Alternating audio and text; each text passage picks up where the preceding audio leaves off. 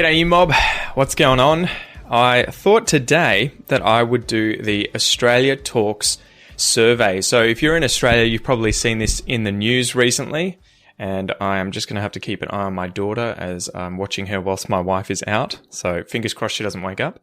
Anyway, where were we? So you may have watched in the news recently that ABC has held this Australia Talks survey where they ask something like 50 different questions about, your life, and then try and get an idea of where you fit in with the rest of Australia and give you that information, and obviously also understand, the attitudes and behaviours of Australians. So I thought I would take this survey here and see what my results are and give you a window into my life and the lives of other Australians. So let's just get into it.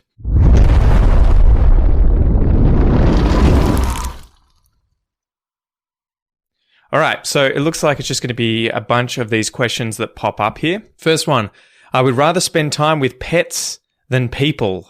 I would say somewhat disagree. Maybe strongly disagree. The next question, I know many of my neighbours' names. That, it's sort of like I know a few of them. I don't know many of them, but I would say somewhat agree. I often have difficulty making ends meet.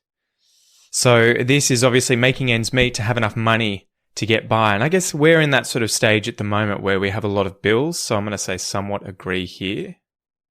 I like my boss. Well, I'm my boss, so I'm going to say strongly agree. I would prefer a smaller government providing fewer services rather than a bigger government providing more services. I'm going to say somewhat disagree, as I don't really have a big problem with the government providing services. Next question. I have a secret that I believe would end my relationship with my partner or family. Yeah, I don't think so. Strongly disagree. I am currently trying to lose weight. Yes, strongly agree. As you guys will know, I'm doing a lot of working out at the moment and walking a lot. I spend too much time online. Yeah, I'd say somewhat agree. I know the name of the Aboriginal or Torres Strait Islander country, language group or community who are the traditional owners of the land where I live. I do, the Wathaurong people, so strongly agree. I have relatives, friends, or colleagues who make racist jokes.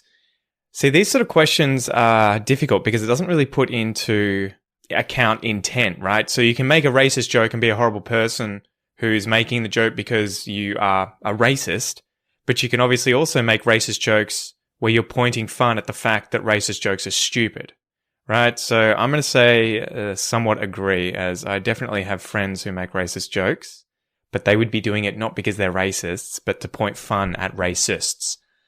Next question. Australia should amend its constitution to establish a representative Indigenous body to advise Parliament on laws and policies affecting Indigenous people. I would say strongly agree.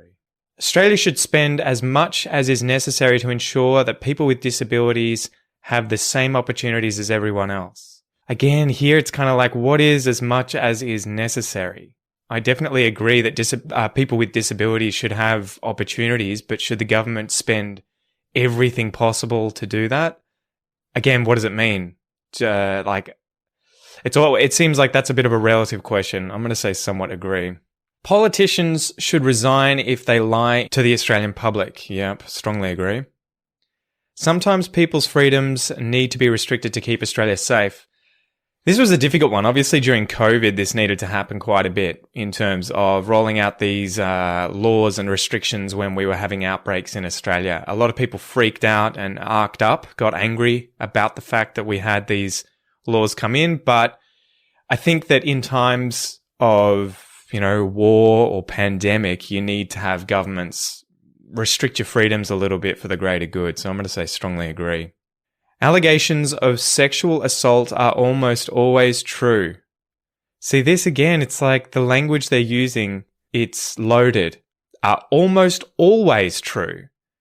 But it's like allegations of sexual assault can be true. They're often true, but I don't know much about the statistics of how many allegations are made and how many of them turn out to be true or not. I guess it's about what I believe. I'm going to say somewhat agree. I think that a lot of them are, but there are definitely people who lie, right? People should be referred to by the gender pronoun they identify with, he, she, they, etc., even if it differs from the one assigned to them at birth. I'm going to say strongly disagree. I'm going to explain that. I think that obviously on an individual level, when you know people who are potentially trans or non-binary and they ask you to refer to them based on certain pronouns, that if you like the person and respect the person, you should probably do what they want to be done. But should that just be a blanket thing that no matter what, you should always be forced to use whatever pronouns, whatever person decides that they want referred to them? I think your identity is an agreement between the public and yourself. It's not just up to you to decide what you are, what you identify as. Obviously, when you have relationships with friends and family, that's a different story. But by and large, I think your identity is not just up to you, and it definitely shouldn't be forced upon other people to use different language just because people think it'll make other people feel better. So individual discretion is, I guess, what I'm trying to say. If I found a trans friend wanted to be called a certain thing, I'd have no problem doing it. The government should establish a federal corruption watchdog. Strongly agree. Men and women are treated equally in Australian society. Another one. What do you mean? What is equal? It's loaded language. Men and women are different, and so you would imagine that their treatment is different, and so they are treated unequally in Australia in terms of, medical treatment, or in terms of maternal leave from work and paternal leave from work. These things are inherently different. Are they treated equally? Again, it's loaded, so I'm going to say neutral. I don't know. It depends on what you're asking. Smacking a child is an unacceptable form of discipline. I'm going to say strongly. I think there's a time and a place for smacking a child. If Noah, my son, just suddenly ran out into the street and, nearly ran onto the road and got run over, that is probably when, if ever, I would potentially smack him. I don't think I would, but I can see that smacking a child in that sense of like, you put your life in danger and I really need you to remember this moment and see that it was serious is important. But should you just smack your kid anytime you're annoyed? No, I'm going to put somewhat agree. Capitalism as it exists today does more harm than good. No, I'm not a socialist or a communist. I think capitalism does a lot more good than it does harm. It's not a perfect system, but it is the best one we have. So I'm going to say strongly disagree. It's becoming more difficult to know which sources of information to trust. Strongly agree. Australia Day should not be celebrated on January the 26th, given the historical significance of that date for Indigenous people. So this is an interesting one. Should we change the date? For a long time, I was like, no, it's always been like this. And then you do a bit of research and work out that the Australia Day that we celebrate currently has only been around since, I think, 1988. Before that, it was on a different day, and then you do learn a lot more about how it affects Indigenous people. They don't feel like they're a part of the day. Why don't we have a day that sort of encompasses everyone in Australia and doesn't celebrate the arrival of people who colonized Australia? So Australia Day should not be celebrated. Yeah, I strongly agree now. I reckon we should find a day that everyone can celebrate together. But yeah, back in the day, I didn't think that. So it goes to show how your views can change. Hence the reason for these surveys. Australia is the best country in the world in which to live. Again, loaded, right? You're asking people who live in Australia. So what do you think? I think the majority of people who live in any country are probably going to say it's the best country in the world. I think that there's an argument to be made that objectively, Australia is one of the best countries in the world to live for people in terms of wealth, security, safety. That's not to say we don't have our own problems. That's not to say we don't have things that we can improve. The issue that we have with migrants and how we treat them, or the refugees that we lock up, the sexual harassment stuff that's going on in the government and in workplaces. There's plenty of things that we need to fix up. Do I think Australia is one of the best countries in the world in which to live? I would say yes. The best? I don't know. So I'm going to say somewhat agree. Racism is prevalent in Australian sport. Again, loaded. Massively loaded. It exists, but is it prevalent? What do you mean by prevalent? Is that like it has to happen in every single game for it to be prevalent? Is that it happens in 1 in every 100 games? Obviously, it's a question that's subjective. I'm going to say disagree. I think that it's present, but I don't think that it's prevalent and all-consuming. You know what? I'm going to go neutral. Australia does a good job of respecting and taking care of its older citizens. Again, good job. Do I think they do a good job? I think we do a better job than a lot of other countries based on the information that I know. I mean, my wife's Brazilian and she says that in Brazil they have effectively no care for their older citizens. They're just on their own. So in a more global view, I think that Australia does a pretty good job. But again, we have our own problems. We saw that in the COVID outbreak, and we've seen that with the people that are taking care of our elderly population that are sort of undertrained, understaffed. So I'm going to say somewhat agree. But again, I think there's a lot of problems that need to be sorted out. In Australia, if you work hard, you can be successful no matter what circumstances you are born into. That I'm going to say somewhat agree. I think you can become successful no matter what your background is. I know a lot of people who were first-generation migrants who escaped war in places like Vietnam, and the parents have gone on to become, millionaires who own businesses and are thriving and doing really well. And yet I also know people who were born into poverty in Australia who aren't doing that well. So I don't think it's necessarily just work hard and no matter what, you'll be successful. There's a bit of luck in there as well in terms of what happens to you in life, who your parents are, poor or rich. Did they help you? Did they encourage you? So I'm going to say somewhat agree here. The gap in wealth between rich and poor Australians is too big. That's a difficult one. I think I'm going to say somewhat disagree. I think there are poor Australians, but when you look at a global scale, the poorest Australians are probably still in the top 1% of the world, right? So I think there's a big gap between the world's rich and the world's poor. But within Australia, the gap between rich and poor, and again, are you talking about multimillionaires? When you say rich, do you mean just someone who owns their own house? What do you mean? Who is the rich and who's the poor? So I'm going to say somewhat disagree. Most unemployed people in Australia aren't trying hard enough to find a job. I would say strongly disagree. I think the majority of people who are unemployed are trying very hard to find a job.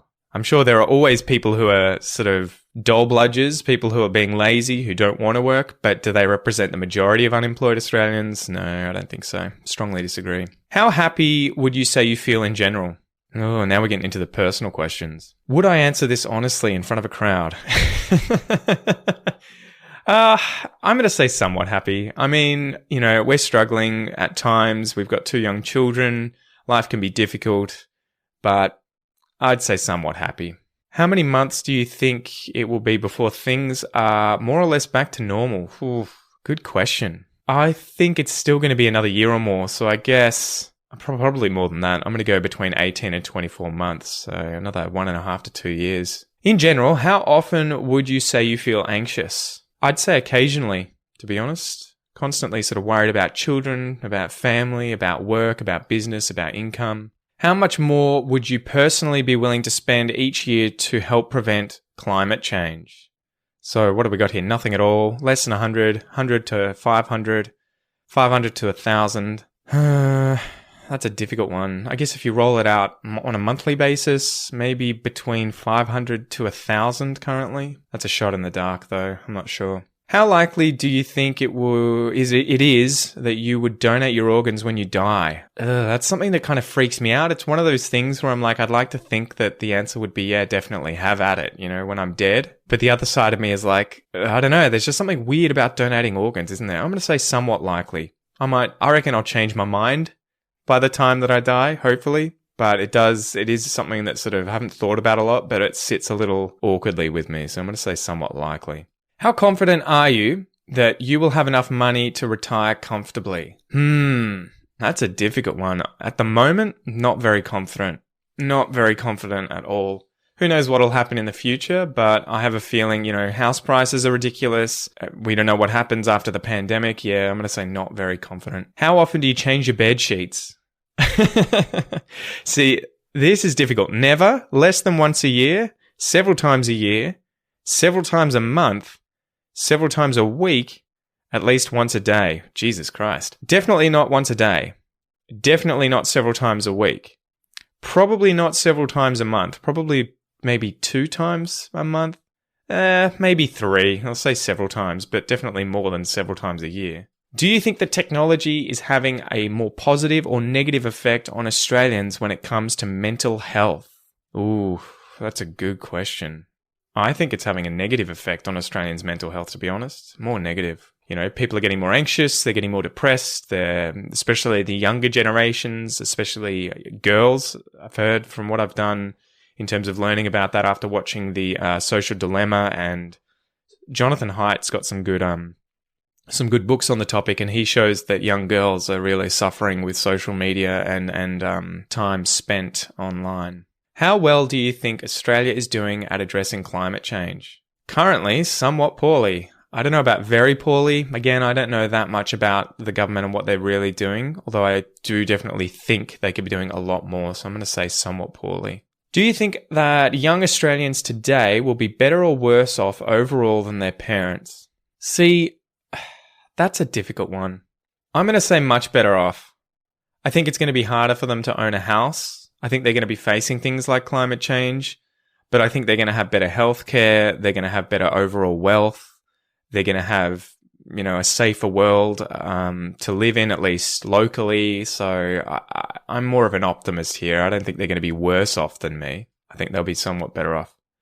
The basic job seeker allowance paid to unemployed Australians is $620.80 a fortnight, or just over $44 a day. Do you think this amount should be lower, higher, or is about right? I think it should be higher, somewhat higher. But again, I'm not an economist. I don't know that much about economics and how much the government could actually have afforded to pay out. So yeah, somewhat higher. To what extent do you consider misinformation a problem for Australia generally? Very much a problem, especially with the media and social media. How often do you do the following? Have sex. All right, so we're getting personal now. Well, it's definitely more than less than once a year. At least once a year, it's more than that. At least once a month, yeah, it's more than that. At least once a week, it'd be more than that. At least once a day, less than that. Prefer not to say, I guess it's too late. So at least once a week, we'll put that down. How often do you cry? Well, personally, at least once a day. Nope. At least once a week. No. At least once a month? No, not really. At least I'd probably say once a year. Once a year, depending on the film I'm watching, or if something really hits me in that spot, right? You hear someone's story about doing really well in life usually, or something really tragic, that might hit me a bit. To what extent do you believe the following? A higher power? Not at all. I am an atheist. Overall, would you say that the following aspects of your life have gotten better or worse since the pandemic? Your sense of priorities? I'd say somewhat better. Definitely focusing more on family, on relationships, on the business. Overall, would you say that the following aspects of your life have gotten better or worse since the pandemic? Your physical health and fitness? I would say much better, as I've had more time to focus on physical health and fitness. And you guys know that I'm working out quite a lot. Overall, would you say that the following aspects... Yeah, okay, we got it. Your mental health. I'd probably say neither worse. Neither better nor worse, right? So it's been difficult for sure, but it's also been good, hanging out with family and friends more frequently and really focusing on what matters. So I'm going to hit neither better nor worse. Your relationship with your family, yeah, much better. And with friends, much better. How much do you trust the following countries to act responsibly in the world? United States. Responsibly in the world. I'm going to say somewhat. How much do you trust the following countries to act responsibly in the world? China. Yeah, so that's a difficult one. I think China is very, focused on itself much more than the US. I think the Chinese would probably say the same about the US, to be fair, but based on how China's treated Australia recently, I think they're not really focused on the world so much at all. But yeah, that's a tough one. They are doing a lot for climate change. I'm going to say not much. To what extent do you believe in the following? Extraterrestrial life? A great deal. I definitely believe that there is extraterrestrial life out there. We're here. Whether or not we'll come into contact with it, that's the more important question. But I think that statistically, it's almost a certainty that there is going to be life forms elsewhere in the universe. Overall, how optimistic or pessimistic would you say you are about each of the following? Your own future. Well, what aspect of it? I'm going to say somewhat optimistic. Overall, how optimistic or pessimistic would you say you are about the future of the country? I'm going to say very optimistic. Australia's going places. The future of the world? Somewhat optimistic. Are you male, female, or non-binary? I am male. What year were you born? 1987.